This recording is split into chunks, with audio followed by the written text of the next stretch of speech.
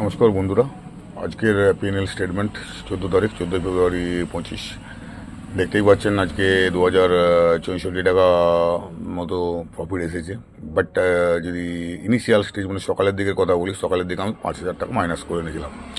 প্রথমে একটা Godfrey Philips India, ওই আমার যে নীতি সেলন রাইজ করেছিলাম, ওর সাথে সাথে প্রায় কিছুক্ষণের মধ্যে এটা 76,800 কল নিয়ে নিয়েছিলাম।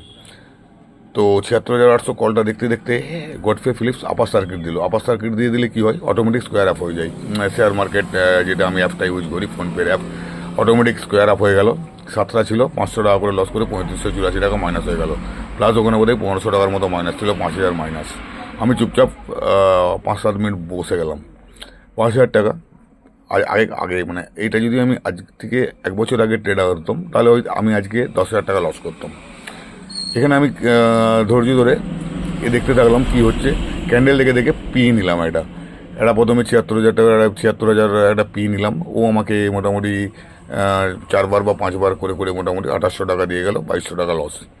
ও যখন 500 টাকার উপরে চলে গেল, তারপরে আমি এটা 75,500 পি নিলাম 300 টাকার কাছাকাছি। ও নিলাম 250 নেমে গেল, মানে আরও 1000 টাকা মাইনাস হয়ে গেল।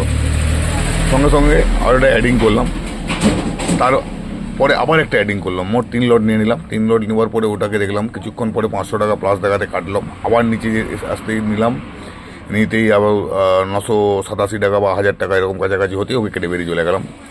বেরিয়ে চলে যেয়ে ঘন্টা কানেকের মতো টোটাল অবজারভেশনে ছিলাম।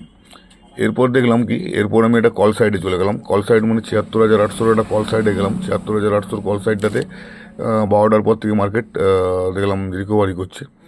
তো ওইখানে ওই 76,800 যেটা কলটা ছিল, ওখানে মোটামুটি 1,500 টাকা মাইনাস ছিল। ওটাকে 2বার বা 3বার নিয়ে 1,781 টাকার মতো প্লাস এসে গেল। তো দিনের শেষে কি দাঁড়ালো, চার্জ কেটে গেল 700 টাকার মতো, যেহেতু ওভার ট্রেডিং হলো আজকে, বুঝতেই পারছি 2064। তো এক্ষেত্রে কী হলো, এন্ড তক মোটামুটি সারাদিনের শেষে কী দাঁড়ালো যে 2,064 টাকা লাভ হলো। 750 বা 800 টাকার মতো কেটে গেল, চার্জ কাটলো 1,400 টাকার মতো, 1,300 টাকার মতো প্রফিট আসলো। যাক, উইকেন্ডটা মোটামুটি লস কাটতে হলো না, ভালোই গেল। বন্ধুরা, আবার বলছি, এটা কোনো বাইসের রিকমেন্ডেশন না, জাস্ট আমি যেটা করলাম সেটা আপনাদের সাথে শেয়ার করলাম। বাইসে যা করবেন আপনারা আপনাদের ফিনান্সিয়াল অ্যাডভাইস সাথে নিয়ে করবেন। Thank you, happy weekend.